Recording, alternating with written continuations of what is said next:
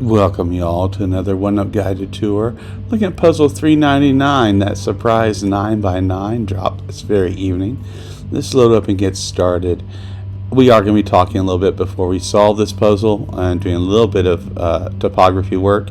If you'd rather see it solved just fast without all this intellectualism, just go look at my mad dash. It goes in about under a minute. Alright, so we've been looking at segmentation and trying to classify segmentation and looking for things like pocket corners where there's cross short segmentation that will solve together. This little thing over here in the southeast is a pocket corner. We've been talking about staggered length segments, like a 2 length, a 3 length, a 4 length, and a 5 length. Might mean you have a baseline somewhere along one of these cross segments that will solve if you solve them in the right order. One we haven't talked about in a while are tandem segments. Those are segments that are the same length or similar enough length that they don't solve like a baseline, but they will solve independently of the unbroken lines and other lines. This 1, 2, and 3 will solve together regardless of anything else going on in the other parts, especially the unbroken parts. So those are the things we have. We have possible baselines, we have a pocket corner, and we have tandem segments. And if you'll notice, they all go in order. So that's how we're going to do this. We're going to start with the black boxes and see if we can get some baselines going. This has to be a 1, this has to be a 2, this has to be a 3. Now this is, whoopsie, and now this is 1 and this is 2.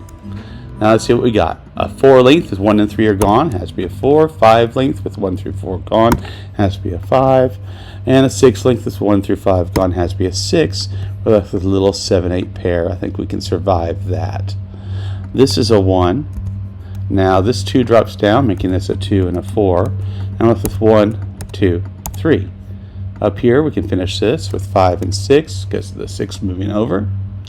And let's go ahead and look at these tandem segments. Let's start with the one that has a piece already gone.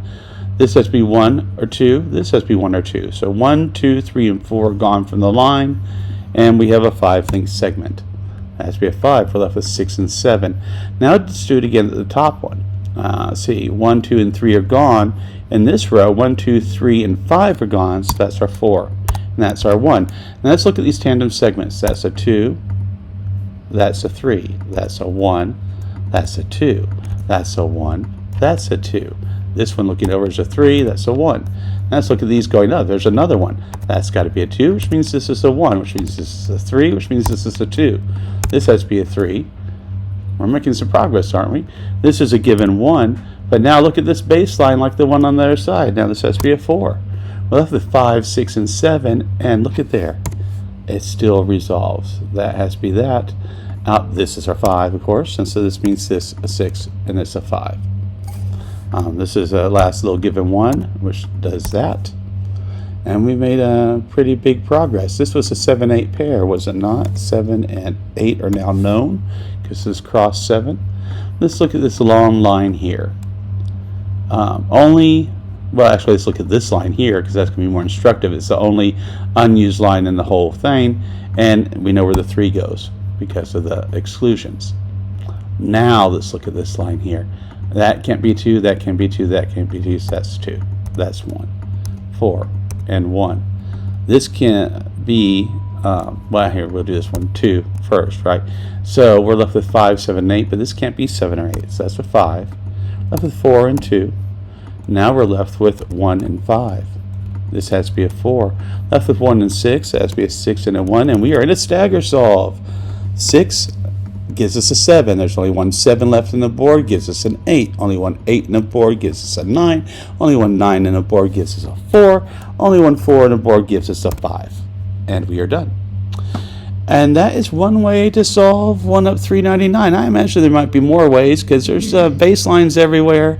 There's tandem segments everywhere. And even if you don't know how to use those things, they still make it easier and you still fall into using them.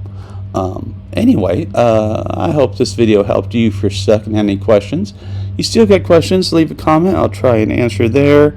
Like if you like, share, subscribe, spread the word. Remember, these are the only revised paths being offered up in the One Up community. Everyone else is doing first runs, which are great, except people make mistakes, and sometimes they don't realize their mistakes, so just teach them. But this is an efficient path, and if you learn to solve it this way, segment by segment, you will be able to solve them faster and more efficiently yourself.